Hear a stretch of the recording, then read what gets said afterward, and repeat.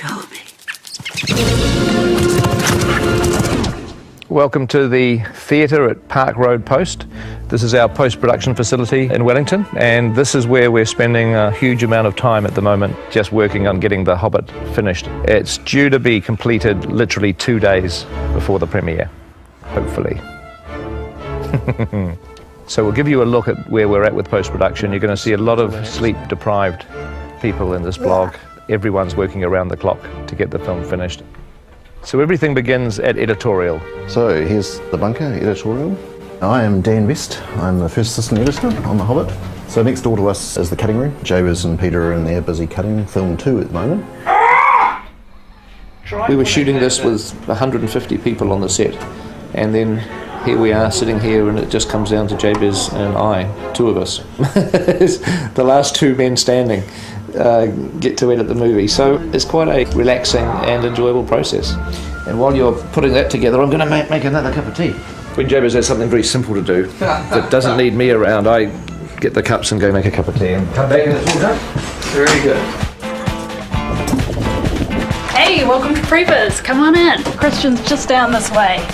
We're sort of the front-end creative team that Pete uses to design a lot of his shots. We are animating the camera and the characters around to form what's kind of like 3D storyboards, almost at a video game level. Typically you do your previs before your shoot. Obviously they finish principal photography and we're still prevising a few shots. We've just got a shot turned over from Peter. This is what we get from editorial sometimes. Basically we get a blank card that says something like CG wide shot, goblins slowly move torture machines towards the Great Goblin's platform. And we've got to turn this stuff around pretty quickly. There's Christian over here at our previs. We just got a shot turned over that we need some torture machines. Cheers, thanks. Yeah, usually they're pretty quick. Here we go. You have from Weta Workshop some torture machine designs. We need to get these modelled pretty quick, guys. It'll only be a minute or 2. Yeah, a minute. Jerry, what are you doing? I'm making a 3D extravaganza. Yeah. It wouldn't be a good shot if it didn't have sound effects though. The model's coming through yet? Yep, here it is. Jerry, can we get textures on that? Oh yeah, sure, no problem. Already on it. Already on it? Almost done. So the thing is, you know, I've got to turn the stuff around pretty quickly because, you know, the film delivers in like 8 weeks. What do you do there? I just stare at code all day. So Iggy, you got your torture machines, how's the shot going? Yeah, sorry it took so long, but I think this is gonna work. Yeah? Okay, cool. No, it looks pretty good. We should send it to Pete and see what he says. Cool. It'll be a really cool moment. Okay. That's good, Dave, yeah. We just got PJ notes. We're off to talk to a few of the supervisors about what we have to do now on a few extra shots. This is the original building that we had on Lord of the Rings. For Hobbit, now we've expanded to 8 different buildings. It used to be an insane asylum, right? Yes, this used to be an insane asylum, and still, days like this, it feels like it even so. We're at the 6.5-week mark. Not much time left to finish this one. We're at Wexford Road now. This is the original production office for Lord of the Rings, but now it's the home of all the animators for Hobbit. So the troll sequence, definitely one of the biggest animation challenges. They're speaking, which is something new for trolls. Are there any more of you little fellas hiding where you shouldn't? In Rings, they're always only ever kind of grunting. Peter shot it live action on the mocap stage. Are any more of you little fellas hiding where you shouldn't? Pete liked the action, but wanted to go a little bit bigger on what the stunt guys were doing. So maybe we do a custom mocap shoot for just those bits. That felt good. I'm happy with that. Okay, should we move on? We've advanced the art of motion capture quite substantially on The Hobbit, including the detail of motion capturing individual hairs of dwarfs' beards. Come on in. Welcome to the Department of Internal Beard Hairs. We're going to tell you a little bit about what we do here. Kev, can we get you to paint, please? Having beards on set is rather dangerous. Incredibly dangerous. We've lost a lot of good beards. That's right. So we've created a virtual beard in the computer, and what that allows us to do... Whoa, layman's terms, please. Sorry. We have a beard in the computer. Motivation here. It's dark. It's stormy. Okay. You're in the mountains. Action. Wind. Rain. Lightning bolts. And cut. So this looks great. Can we go ahead and propagate this? Right. So what I can do is just by pushing this one button here, And voila, you can see that the beard has now been propagated throughout the film. It's the power of beard capture technology. Great job, everybody. I don't think there's anybody working harder at the moment probably than the Weta Digital artists who have got several hundred CGI shots to do in the last few weeks of post-production. We have a lot of shots to deliver each week. In fact, the most shots Weta has really ever delivered. Good luck. Let's break the record. Have a great week. Well, it's Saturday at Wexford Road. The first thing we have to do each morning is release the animators. So, should we do that? Are we ready? Are they there? Wake up! Wakey, wakey! Come on, sleep is for the weak! Sleep is for the weak! Don't even bother getting dressed. If people don't have to leave, we're happy for them to stay. We have people that give massages here. We actually do laundry for people. They get 3 meals. Scrambled eggs. Yum. Conceptual artists eat when they can. A concept artist's work is never done. Especially on a big effects movie like this. We're still conceptualizing after having been here for 3 years. As long as there's still a shot that has an empty spot, whether it's green or whether it needs something in front, or you just keep at it. And we're painfully conscious that behind us are considerable teams of people waiting for artwork to do the 3D and the texturing and the lighting and the animation. The big house where we're going now is where we've put in the Goblin team. That's the Goblin Mobile right there, Chris White's vehicle. It's exactly the same car my grandmother has. It was apparently a reform school. Supposedly people tell me that they see ghosts in here and that there's claw marks down in the basement. So come in if you dare.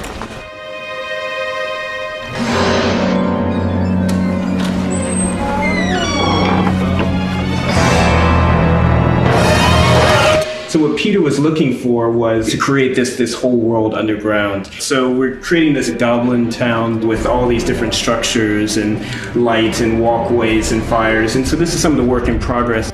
A lot of what we're doing on this guy is beauty lighting, because we got to really highlight all of his warts and all that good stuff. He's quite hideous, but he has to look beautiful at the same time. Here at Park Road Post-Production, just down the corridor, we've got Andrew Lesney, our DP, doing the colour timing of the film. Hi, welcome to the DI. Yesterday we made chicken laksa, and today we're going to cook up a pad thai. DI is short for digital intermediate. This is part of a process which is called the colour grading. It is like Photoshop for motion pictures. This is the exterior of Bag End. We filmed this shot in Matamata. We didn't have the most ideal weather on the day, but the landscape is still very beautiful, so we actually are just working the original material on this one. Essentially what we do is we start with the raw plate, and then we're building up basically a layered grade, and the result is what you see there. We also have these dueling lasers that we can do this. This bit of grass right there, yeah, distinct from this bit over here. We've got these lights up for the blog, but traditionally we work in a much darker environment, and we actually work in an environment that's in fact even darker than this, but mimics a cinema.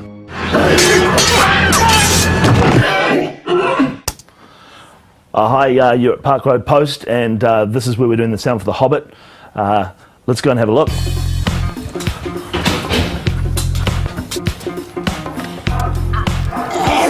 We start the day with a dance. That's the first thing we do in sound. And we hand it on. Chris, take the floor. We do the fader dance. Fader dance, yeah. You can see Dave's cut 16 layers of sounds for this goblin. And he's done such a cool job that see what else I can do to it, which is fun and challenging. I think a lot of people don't understand about how a film gets made, and that how many people it actually takes to piece a soundtrack together. We have dialogue, elves, we have music, and in sound effects alone, we break into several categories. Standard sound effects, swords, body falls, doors, things like that. We have ambiences, which is like some wind. We have some crowd sounds, things like that. What we're doing here today is just put out little friends and family and all the other departments call to come down and be panicked villagers for Dale for when it gets desolated by smog. That's how we rock it in Soundpost here. Right, And here, Matt's cutting the crowds and all that sort of stuff. We're on our way. Feels like a scene from The Shining down this hallway. I really wish I had a tricycle. Foley. Oh, we've got the best sounding door. Foley's a specific part of the soundtrack which relates to humans. Anything associated with what they touch and how they move is recorded by these guys. Get to bash stuff, break stuff, drag it, stretch it, bend it. What makes a great Foley track is often the interpretation of the sound rather than the literal sound itself. Goblin claws. It's just banjo picks. It makes it very awkward when you go to the toilet in the middle too.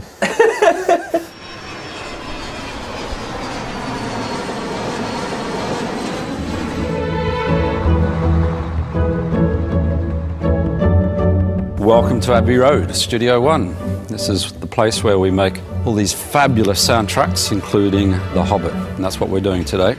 We're back in the studio for a record day. Full orchestra today. There'll be 93 people in the various sections. This is Howard's conductor's podium, so this is where he stands and directs the orchestra from. Abbey Road is legendary with its microphone collection.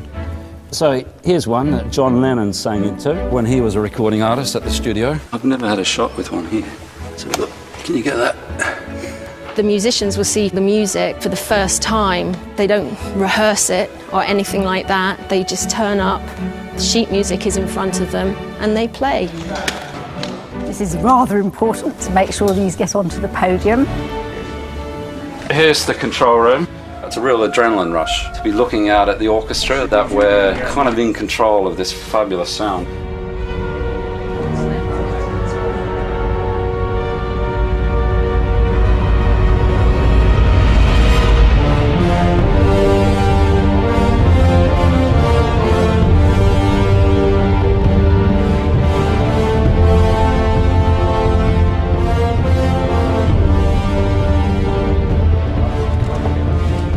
Great, we're happy with that. Let's take a break.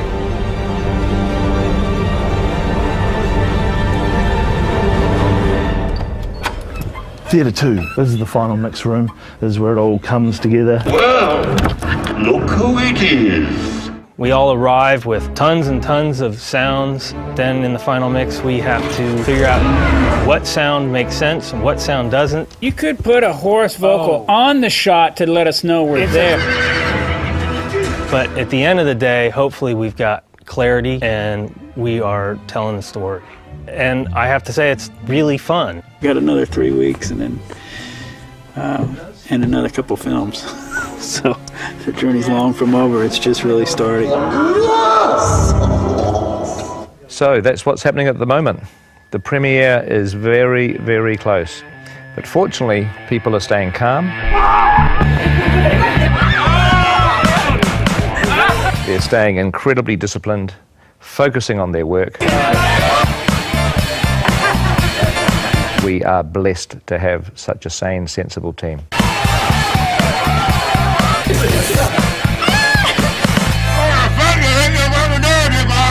So there we have it. Gives you a taste of where we are at the moment, but we will catch up with you very, very soon and invite you to come along and have a look at our experience at the premieres.